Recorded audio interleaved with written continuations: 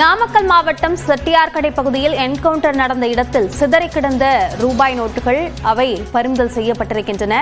500 ரூபாய் நோட்டுகளை காவல்துறையினர் பறிமுதல் செய்திருக்கிறார்கள். அதனை முக்கிய செய்தியாக நாம் பார்த்துக் கொண்டிருக்கிறோம். கேரளாவில் ஏடிஎம்களில் கொள்ளையடித்துவிட்டு கண்டெய்னரில் தப்பி வந்த ஹரியானா கொள்ளையர்கள் இங்கு நாமக்கலில் சிக்கியிருந்தனர்.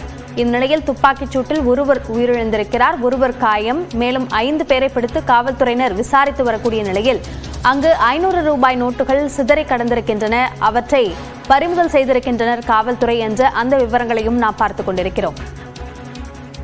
கூடுதல் விவரங்களை நம்முடைய சிறப்பு செய்தியாளர் கோகுலிடம் கேட்கலாம். கோகுல், இப்போ அந்த பகுதியில் 500 ரூபாய் நோட்டுகள் சிதறி கிடந்திருக்கு, என்ன நடந்தது? விவரங்களை பதிவு செய்யுங்க.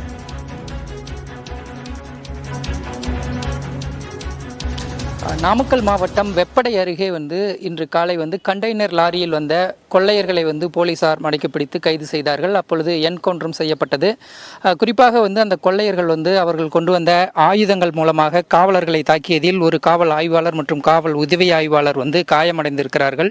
அவர்கள் தற்காப்புக்காக அப்பொழுது அந்த கொள்ளையர்கள் ஒருவர்கள் பணத்தை எடுத்துக்கொண்டு ஓடும் பொழுது அவர்கள் மீது துப்பாக்கி சூடு நடத்தி அவரை கொலை செய்திருக்கிறார்கள். தற்பொழுது அந்த சம்பவம் நடைபெற்ற இடத்தில் காலை முதல் பலத்த போலீஸ் பாதுகாப்பு போடப்பட்டு தடயவியல் துறை ஆய்வுக்காக யாரும் அனுமதிக்கப்படாமல் இருந்தார்கள். தற்பொழுது அந்த கண்டெய்னர் லாரி நிற்கக்கூடிய இடத்திலிருந்து அருகாமையில் அந்த காட்டுப்பகுதியில் இருக்கக்கூடிய ஒரு ஓடையில் என்கவுண்டர் நடந்த இடத்தில் தான் தற்பொழுது நாம் பார்த்து கொண்டிருக்கிறோம். தற்பொழுது இங்கே அந்த ரத்தங்கள் சொட்டி கிடக்கக்கூடிய காட்சி, அந்த கொள்ளையர்கள் பயன்படுத்திய கம்பி உள்ளிட்ட ஆயுதங்களும் அங்கே சிதறி கிடக்கக்கூடிய பணங்களையும் நாம் நேரலையில் பார்த்து கொண்டிருக்கிறோம். சற்று தள்ளி பார்க்கும் பொழுது ஒரு டிராவல் பேக்கில் முழுவதும் கட்டுக்கட்டாக 500 ரூபாய் நோட்டு பணங்கள் அந்த நீல நிற பையில் முழுவதுமாக இருக்கிறது. இந்த பணம் எவ்வளவு ரூபாய் என்பதை காவல்துறையினர் இதுவரை எதுவும் எண்ணி பார்க்கவில்லை. இங்கு சம்பவம் நடந்த இடத்தில் இருக்கக்கூடிய தடயங்கள் அழிந்துவிடக்கூடாது என்பதற்காக சுற்றிலும் பலத்த பாதுகாப்பு போடப்பட்டு காலை முதலே இதுவரை இங்கு யாரும் அனுமதிக்கப்படாமல் இருந்த நிலையில் தற்பொழுது தடயவியல் துறை அதிகாரிகள் அந்த கண்டெய்னர் லாரியில் ஆய்வு முடித்து அதன் பிறகு தற்பொழுது இந்த ஓடையில் என்கவுண்டர் நடத்தப்பட்ட இடத்திலும் அந்த பணம் கொட்டி கொடுக்கக்கூடிய இடத்தில் எல்லாம் தற்பொழுது தடயங்களை சேகரித்து சென்றிருக்கிறார்கள். தற்பொழுதுதான் இந்த இடத்திற்கான அதாவது பத்திரிகையாளர்களுக்கும் அனுமதி வழங்கப்பட்டிருக்கிறது. இந்த இடம்தான் காலையில் அந்த கண்டெய்னர் லாரியிலிருந்து அந்த நீல நிற பையில் பணத்தை எடுத்துக்கொண்டு தப்பி ஓடி வந்திருக்கிறார். அப்பொழுது ஓடி வரும் பொழுது அவரை துரத்தி வந்த காவலர்கள் மீது அவர் தாக்குதலும் நடத்தியிருக்கிறார். அப்பொழுதுதான் இந்த துப்பாக்கி சூடு சம்பவம் நடந்திருக்கிறது என்பதை இங்கு இருக்கக்கூடிய நிகழ்வுகளை பார்க்கும் பொழுது தெரிகிறது.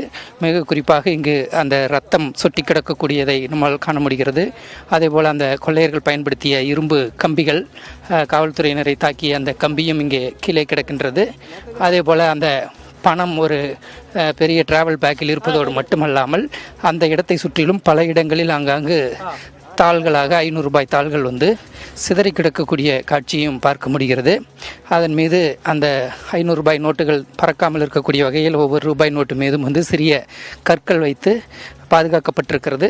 தற்பொழுது தொடர்ந்து காவல்துறையினர் இங்கு ஆய்வு மேற்கொண்டு வருகிறார்கள். இன்னும் சற்று நேரத்தில் காவல்துறை உயர் அதிகாரிகள் இந்த சம்பவ இடத்திற்கு விசாரணை மேற்கொள்ள இருக்கிறார்கள்.